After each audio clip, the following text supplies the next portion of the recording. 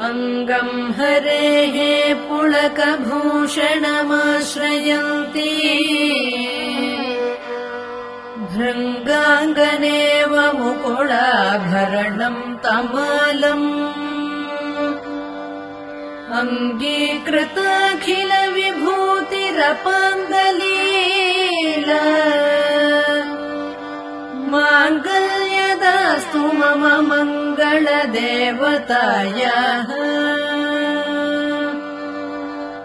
मुग्धा मुहुर्विदधति वदने मुरारेः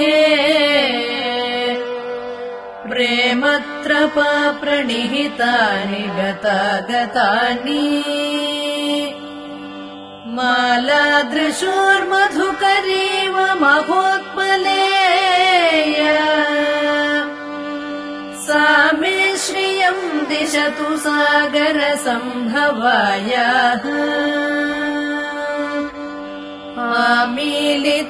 आमीलिताक्षमधिगम्य मुदा मुकुन्दम्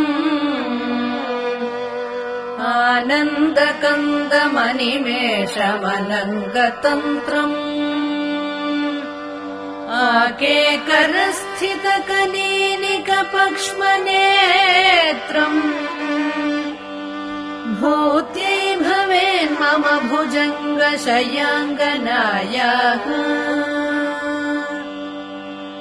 बाह्वन्तरे मधुजितश्रुतकौस्तुभेय